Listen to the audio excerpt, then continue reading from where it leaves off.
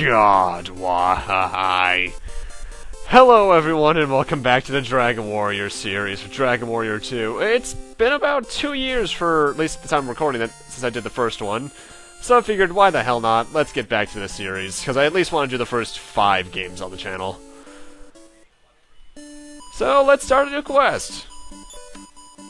The name, like in the last game, does impact something, but I'm not going to get into what until later in the part. So let's just name ourselves off. I'm naming myself after the main character of the last story because, my god, I've fallen in love with that game.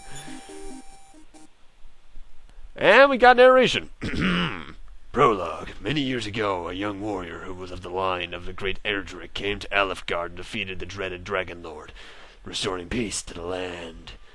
For many generations, the descendants of that ruler ruled Alefgard and the surrounding lands, including the kingdom of Moonbrook across from the eastern sea of Alefgard. I'm Batman. How would Batman look in a Dragon Warrior art style? There, one day, the king and his daughter were talking in the courtyard of the castle when suddenly their years of peace came to an end. Oh god, the battle theme right off.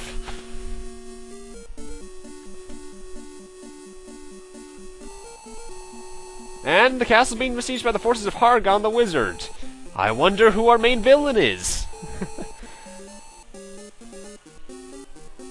Oh, hi, dude. Ouch. Well, it seems Hargon has some powerful forces, but this king is badass. Seriously, dude. If you can do that yourself, why do you need all these soldiers? Then again, you kind of do need power in numbers. And he's gonna go warn the king of Maidenhall. Oh, you see, that's why you got on the stairs when you're told to.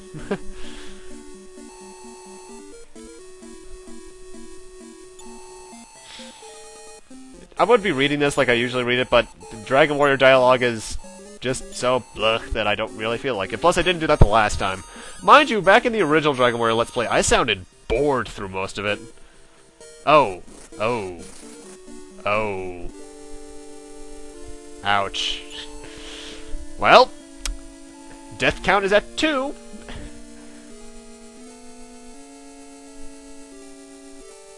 Wow, they're everywhere. If I recall correctly, these are actually rather close to endgame level enemies. And death count of 4.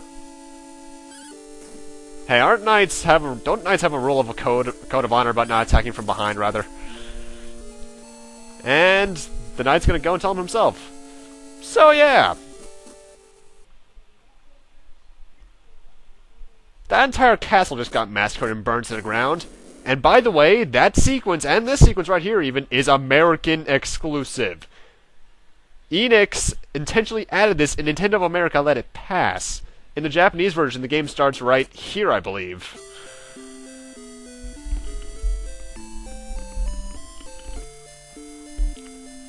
You alright there, dude? Actually, I don't think he actually dies.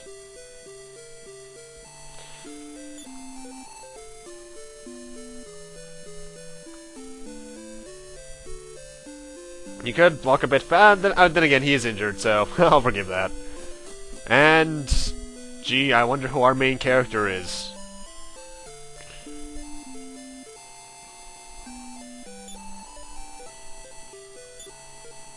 And the knight wants us to rule, the knight wants us to go and fight him.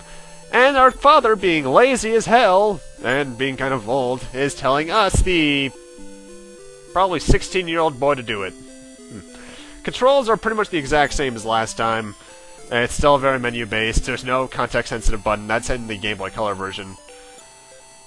But he's going to tell us to seek worthy companions along the road, and specifically in Cannock and Moonbrook, where some of our cousins are. And here we find the copper sword and 50 gold. You're gonna want to keep that in mind for later.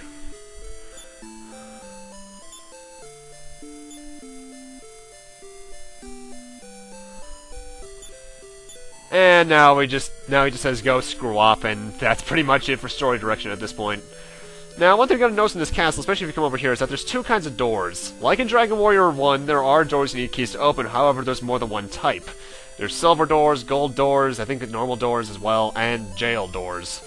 Each one needing their own kind of system. Alrighty, let's go on a journey and fight some monsters. What the? 3-on-1? This isn't like the last game. Yep, new to Dragon Warrior 2 is multiple enemies in a battle. It's no longer just 1-on-1. And early game, that can be kind of bad for you because you can only take one down at a time. Anyway, first new enemy here is a slime. They have 5 HP. And then, also new to this game, enemies have the possibility of dropping items. They can drop the medical herbs, which are the exact same as last game. And my level grinding begins, as usual for a Dragon Quest game. I ground to level 5 off-screen. And here's the inn back at the castle we were just at. Inns, as usual, recover all HP and MP. Well, if you have MP. Our main character here is actually never going to get any magic. But I'll get more into that later.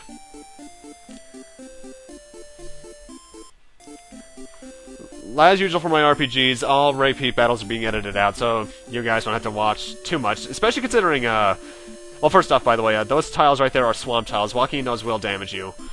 In this game, the encounter rate is actually surprisingly high. Anyway, we got our first town here, Ep.1. Or Ep.1. I'm not sure what it's supposed to be. We're here for only one thing. Use the inn if you need it, but I'm here to buy a piece of armor from this guy, the leather shield. Why? Because I need that defense increase. Anyway, feeds off the importance of the equip command, which I did actually back when I got this sword. Unlike Dragon Warrior 1, I believe, where as long as you have an equipment piece in your inventory, it'll equip it, you need to outright equip it in this one. So, be careful of that. You might end up... I know a couple people, rather, who play the game and don't know the equip command exists, and because of that, they kind of go up against slimes and have to take them out one shot at a time with probably 4 shots each. So, yeah, don't do that. Anyway, that's all we came here for in Ep.1. I think we're going to come back here later, I forget. And now I want to head northwest. But first we got a new enemy, Iron Ants. Iron Ants have 5 HP, and they also have the ability to drop, the possibility of dropping medical herbs. And there's one right there, actually. Each enemy does have a chance of dropping a certain item. But anyway, speaking of new enemies, Drakis.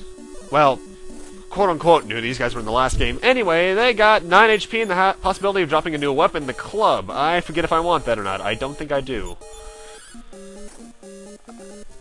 They also give the best experience at this point. If you're going to level grind, I recommend running into them.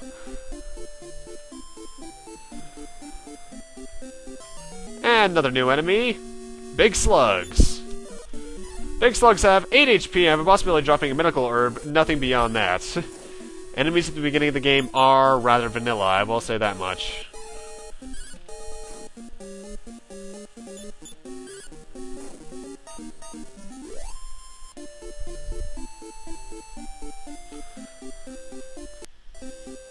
And this is a monolith. This'll come in handy later, let me just tell you that much. It's dangerous to go alone. That's pretty much what they say. And now we're gonna head to the next town, which is directly northeast of us.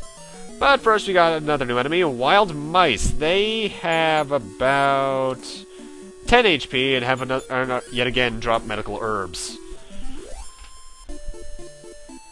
They also give a pretty decent experience, about 6 each. Anyway, welcome to the Castle of Cannock, which our father told us to go to. There's only really 2 people you have to talk in here to know where to go. By the way, that thing on the right there, that will come into play later. That's a resurrection site. Hey, it's a princess. Yes. And her brother's gone searching for the Spring of Bravery, but travels slowly. That seems kind of random at this point, but it'll make sense in about 10 seconds, if even. And it's the king. The king serve the same function they did back in the first game. They're the save point and tell you how many experience points you have until the next level. But the king's son, Numor, has gone to look for the Spring of Bravery. as you can tell, her brother, being the prince, went there, so we need to go find him because we kind of want to talk to him. And that's where the big thing is. If you recall correctly, back in Dragon Warrior 1, your name determined your stat growth path. Here in Dragon Warrior 2, it doesn't do that. Your stats are your stat growth is static. It's always the same. By the way, I grinded to level 7 around here. 7 took a while, to say the least. In Dragon Warrior 2, however, not only are stat growth static, however, what your name determines is the names of your bonus party members. Because unlike Dragon Warrior 1, we will have more party members join us. Since I named my character Zale, I got Numor for the name of the Prince of Cannock. By the way, I recommend buying 2, maybe 3 antidote herbs at this point, because enemies will start doing that soon. Because, yet again, new to Dragon Warrior 2 is permanent status ailments. I forget if Dragon Warrior 1 had any kind of status ailments anyway. But if it did, they did. But in this game, they last after battle. Antidote herbs cure poison.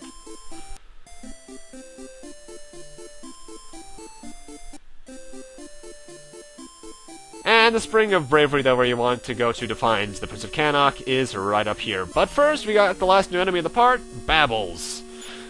13 HP, and they have a possibility of dropping a Copper Sword, which is surprisingly decent.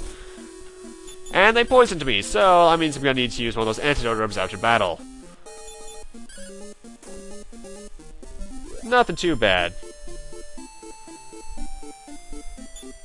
I do recall if I recall correctly, though, actually, no, never mind, I'm thinking of 9.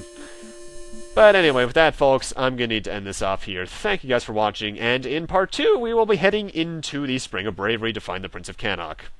See you guys then.